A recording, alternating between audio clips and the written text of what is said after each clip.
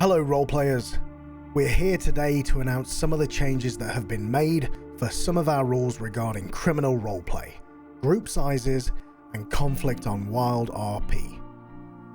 The goal of these changes is to improve the experience of both criminal roleplayers and other players, and make some of these rules less confusing and easier to adhere to. So let's get started. First of all, the Jailbreak rule. The cooldown of 2 weeks between jailbreaks has now been reduced to 4 days. Additionally, the person being broken out will no longer have the jailbreak rule applied to them at all, only the players facilitating the jailbreak. Anyone attempting to break someone out of custody will not be allowed to break someone out again on any character until the 4-day cooldown is complete, similar to the bank robbery rule. We hope that this will make jailbreaks less confusing, as each player will only have to track their own cooldown.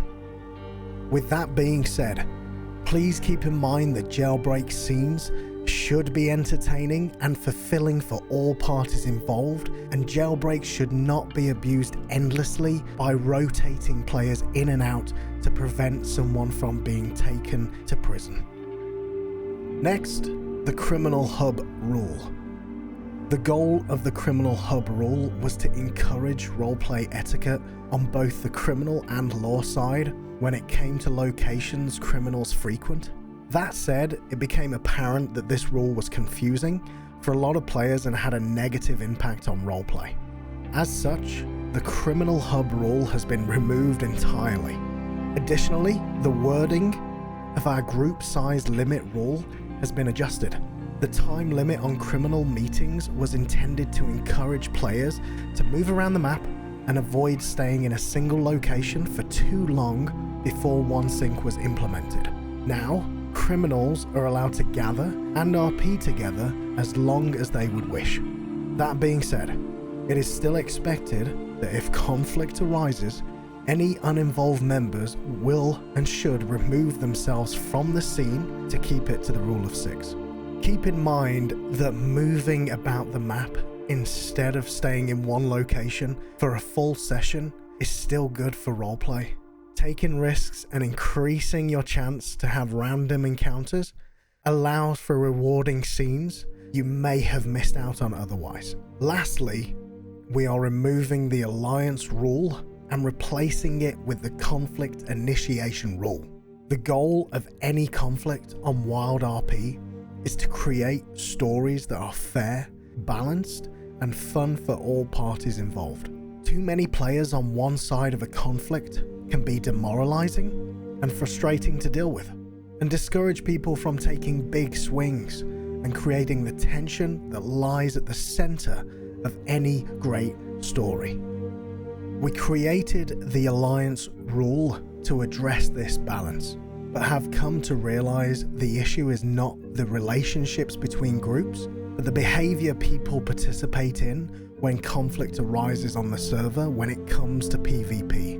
With the Alliance rule removed, alliances and relationships between gangs are purely for roleplay and story purposes and will not impact how to respond to conflict. Additionally, the new rule will cover conflict between characters that do not have any sort of formal group or alliance with other characters or gangs.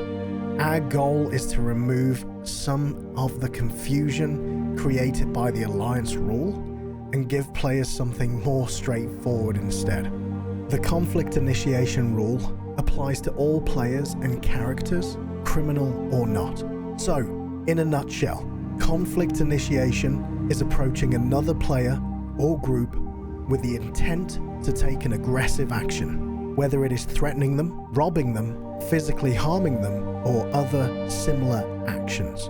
This rule will help determine when and how aggressive actions against another player or group. Multiple groups should not initiate conflict with a single person or group for the same reason at the same time.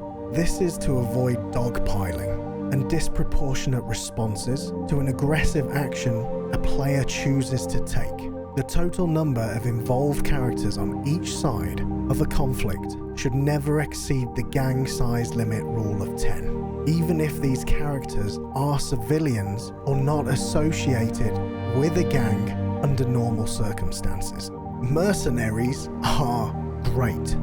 Characters may hire an outside gang or group to respond to a conflict, but should not be initiating conflict themselves if they are going to do so. Sometimes, freelancers, civilians, or smaller gangs may find themselves in times of trouble. Characters may assist each other in initiating conflict as long as the total number of involved characters meets the rule of 10. For example, such as two small gangs banding together against a larger gang.